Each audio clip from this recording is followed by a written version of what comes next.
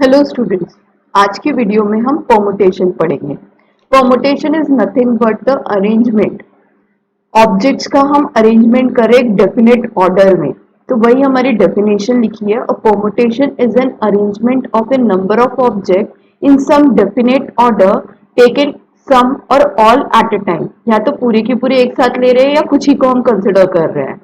ठीक है, तो टोटल नंबर ऑफ परमुटेशंस में हमें जितने डिस्टिंक्ट ऑब्जेक्ट्स बनाने हैं उसे हम आर से रिप्रेजेंट करते हैं और it is denoted by the NPR. N यानी नंबर ऑफ एलिमेंट्स और आर यानी कितने डिस्टिंक्ट ऑब्जेक्ट आपको बनाने हैं या दिए हुए हैं।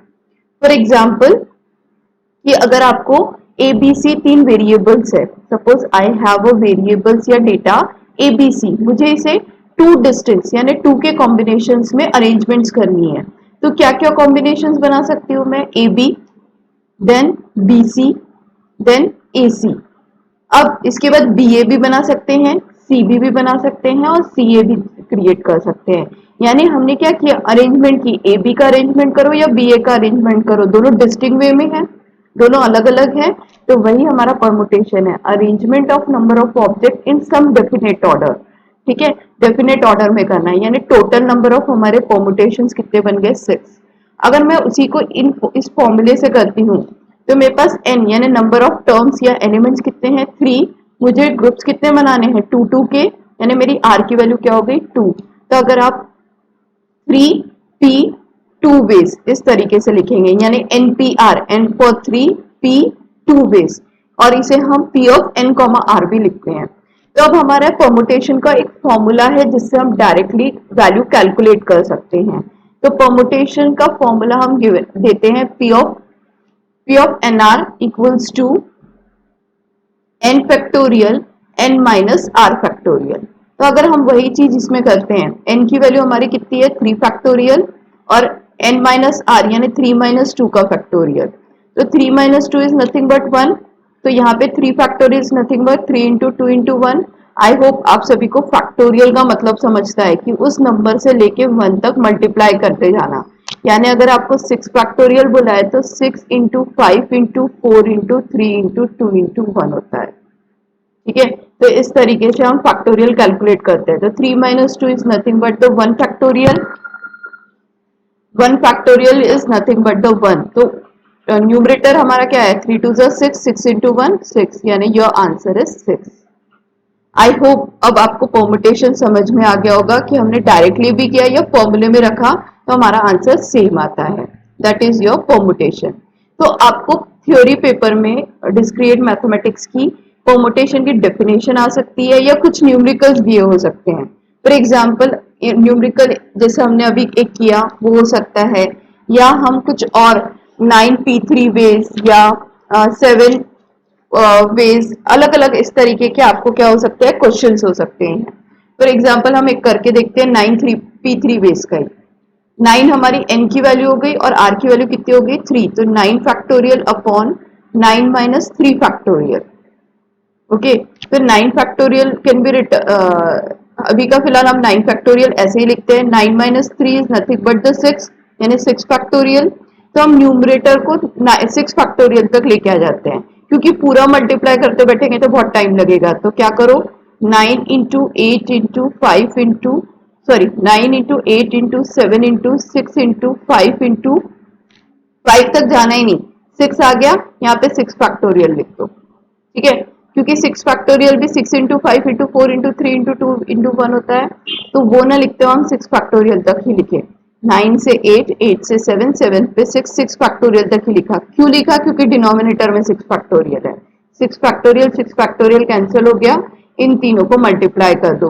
तो अब जब इन तीनों को मल्टीप्लाई करते हैं तो आपका 504 आता है। आप कैलकुलेट करके देख लीजिए। ठीक है, तो इस तरीके से आपका 9p3 बेस का क्या आ गया है? आंसर आ गया है 504। तो इस तरीके से आपको डिफरेंट क्वेश्चंस आ सकते हैं कैलकुलेट करने के लिए। या तो ये इसी फॉर्मूले को हम या इसी वे को हम क्या लिख सकते हैं? n r यानी 9 3, p of 9 3। This is also representation of permutation. Okay, अब ये तो था नॉर्मल जिसमें हम वैल्यू डिटरमाइन करते हैं, उस टाइप का परमुटेशन है ये। पर आपको समटाइम्स प्रूफ भी आते हैं परमुटेशन के। सब प्रूफ इन द सेंस कि जैसे अगर आपको यहाँ पे left hand side equals to right hand side है क्या, ये आपको प्रूव करना है। हम एक दो एग्जांपल्स देखते हैं, बाकी आप इसको होमवर्क जैसे करके देखिएगा प्रैक्टिस के लिए, क्योंकि क्वेश्चन पेपर में इनमें से कोई भी क्वेश्चंस आपको आ सकते हैं और इसके अलावा भी आ सकते हैं। तो आपने जितनी ज्यादा प्रैक्टिस की आपको उतना इसमें समझ में आएगा। तो सपोज हमारे पास क्वेश्चन है P of n comma n, ये लेफ्ट हैंड साइड है और राइट हैंड साइड दिया है 2 cross P of n comma n minus 2। आपको लेफ्ट हैंड साइड और राइट हैंड साइड इक्वल है क्या प्रूव करना है। ठीक है, तो क्वेश्चन आ सकता है टू प्रूव। ओके, या तो ये क्वेश्चन हो सकता है, ये काफी इजी है तो मैं पहला नहीं बताऊंगी आपको। मैं आपको ये वाला क्वेश्चन समझा दूंगी। P of n comma r is equals to P of n minus 1 comma r plus r into P of n minus 1 comma r minus 1। तो इसे सॉल्व करना देखते हैं हम किस तरीके से करते हैं। ठीक है, तो सबसे पहले लेफ्ट हैंड साइड से इसे स्टार्ट करते हैं। लेफ्ट हैंड साइड को हमें राइट हैंड साइड के इक्वल प्रूव करना है। तो P of n comma r it is a direct formula, तो हम इसे लिख सकते हैं n factorial upon n minus r factorial. तो यही हमारा आंसर है इसका लेफ्ट हैंड साइड का, तो मैं इसे इक्वेशन नंबर 1 दे देती हूँ। अब वैसा ही हम राइट हैंड साइड स्टार्ट करते हैं। राइट हैंड साइड को भी हमें यही लेके आना है। तो right hand side equals to P of n minus 1 comma r plus r into P of n minus 1 comma r minus 1। अब इसमें हमें वैल्यूज पुटअप करनी है और same as it is answer लेके आना है।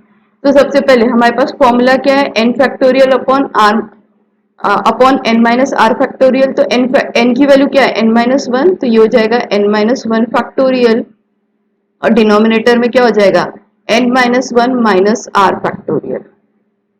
ओके, इस तरीके से हमने लिख लिया। प्लस r इंटू ये वाले टर्म के लिए भी n की वैल्यू n माइनस 1 है, तो न्यूमरेटर में आ गया n माइनस 1 फैक्टोरियल और डिनोमिनेटर में क्या आ जाएगा हमारा n माइनस 1 माइनस, अब यहाँ दो टर्म है इसलिए मैं ब्रैकेट में लिख देती हूँ r माइनस 1 फैक्टोरियल। ओके, अब यहाँ पे n माइनस 1 फैक्टोरियल, अगर हम इसे सॉल्व करें तो नहीं हो सकता, इसलिए मैं इसको एज इट इज ही रहने दे रही हूँ। n माइनस r माइनस 1 लिखो या n minus 1 minus r factorial लिखो। देन r डॉट, इसे हम सॉल्व कर सकते हैं। n minus 1 factorial as it is रखा। अब यहाँ पे सॉल्व किया तो क्या आ जाएगा n माइनस 1, ये माइनस इसके साथ गया तो माइनस r, माइनस माइनस क्या हो गया plus 1 factorial. Minus 1 plus 1 cancel, तो हमारा क्या बचा यहाँ पे, ये टर्म तो as it is n minus 1 factorial, यहाँ पे आ गया n minus r minus 1 factorial plus r dot, numerator तो n माइनस 1 फैक्टोरियल ही है पर डिनोमिनेटर बचा n माइनस r फैक्टोरियल। अब आपको इसमें कॉमन टर्म ढूंढना है, तो न्यूमरेटर में तो n माइनस 1 फैक्टोरियल पर डिनोमिनेटर में सेम नहीं है, पर अगर हमें नॉर्मली अगर n फैक्टोरियल लिखना है तो मैं क्या लिख सकती हूँ n into n minus 1 factorial, right, क्योंकि n जो टर्म रहता है उससे एक कम सेकेंड टर्म रहता है, क्योंकि 5 factorial can be written as 5 into 4 factorial, यानी 5n है तो ये n माइनस 1 हो गया, तो यानी n factorial can be written as n into n minus 1। तो मैं वैसे ही n माइनस r फैक्टोरियल में भी क्या कर सकती हूँ, लिख सकती हूँ n माइनस r, दूसरा n माइनस r माइनस 1, यानी इस टर्म में एक माइनस करके फैक्टोरियल, तो मैं n माइनस r फैक्टोरियल के बदले ये वाला टर्म लिख देती हूँ। तो आप देखोगे दोनों डिनोमिनेटर में कुछ कॉमन मिल जाएगा हमें, इसलिए मैं वो चेंजेस कर रही हूँ। ओके, तो इसको एज इट इज रखा n minus 1 factorial n minus r minus 1 factorial plus r into numerator is as it is again, और नीचे को थोड़ा चेंज करके n माइनस r और this will be n minus r minus 1 factorial. अब दोनों term में आप न्यूमरेटर डिनोमिनेटर में कॉमन निकाल सकते हो n minus 1 factorial upon n minus r minus 1 factorial. तो हमारे ब्रैकेट में क्या बचा, इसमें से दोनों टर्म निकल गए तो 1 प्लस r इंटू, यहाँ पे न्यूमरेटर में तो 1 बचा, डिनोमिनेटर में n माइनस r बच गया है। ठीक है, तो इस तरीके से हमारी वैल्यू बचेगी। अब इसको थोड़ा सा मैनिपुलेट करते हैं। यानी क्रॉस मल्टीप्लिकेशन करते हुए। थोड़ा सा लेंदी है, पर आपको ये डिफिकल्ट वाला समझ गया तो इस बाकी से भी आपको बहुत इजी लगेगी। हम ब्रैकेट के बाहर का टर्म एज इट इज रखते हैं और इंटरनली अब डिनोमिनेटर सेम नहीं है तो क्रॉस मल्टीप्लाई कर सकते हो। n माइनस आर को 1 से मल्टीप्लाई किया प्लस r इंटू 1 आर, और as a denominator n minus r आ जाएगा। अब ये r और r कैंसिल हो गए तो बचा क्या ऊपर n और नीचे क्या बचा n माइनस आर। तो हम इसे क्या लिख सकते हैं n into n minus one factorial लिख सकते हैं, और डिनोमिनेटर को क्या लिख सकते हैं n माइनस आर ब्रैकेट में बचा है और दूसरा क्या है n minus r minus one factorial. अभी हमने डिस्कस किया n factorial can be written as n into n minus one factorial. तो अगर हमारे पास ये दिया n into n minus one factorial दिया है तो मैं उसे n फैक्टोरियल लिख सकती हूँ। तो देखो न्यूमरेटर में इसे रिप्लेस में करके क्या लिख सकती हूँ n फैक्टोरियल। वही डिनोमिनेटर में अभी हमने डिस्कस किया था n minus are factorial can be written as n minus r minus one factorial हम लिख सकते हैं। यानी मैं ये गिवन है तो मैं क्या लिख सकती हूँ ये लिख सकती हूँ, तो मैं इसके रिप्लेसमेंट में क्या लिख देती हूँ n माइनस आर फैक्टोरियल लिख देती हूँ। और यही तो हमें चाहिए था। याद है हमने लेफ्ट हैंड साइड जब ऊपर में टॉप में पढ़ा है तो लेफ्ट हैंड साइड में यही तो लेके आने की कोशिश लेके आ गए थे n factorial upon n minus are factorial. यानी हमारा लेफ्ट हैंड साइड और राइट हैंड साइड इक्वल हो गया। यानी मैं इस इक्वेशन नंबर 2 दे दूंगी और बोल दूंगी कि both are equal, left hand side equals to right hand side. ठीक है, therefore left hand side equals to right hand side. यही तो हमें प्रूव करना था। I know it is lengthy, पर आप एक बार इसको और देखेंगे तो आपको बहुत अच्छे से समझ में आ जाएगा। तो मैं चाहूंगी कि जो मैंने फर्स्ट क्वेश्चन दिया है वो आप एक प्रैक्टिस कीजिए एज अ होमवर्क, और मैं एक और क्वेश्चन दे रही हूँ उसे प्रैक्टिस करके देखिए। अगर आपको ये जम गए तो आपको मैक्सिमम क्वेश्चंस आपकी हेल्प हो जाएगी, आप प्रैक्टिस कर सकते हो क्योंकि एग्जाम में इसके प्रूफ्स आते हैं।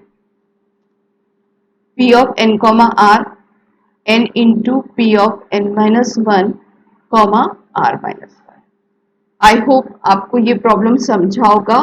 एक बार थोड़ा सा और वीडियो को देख लीजिएगा ताकि आपको और अच्छे से समझ में आ जाए। Thank you.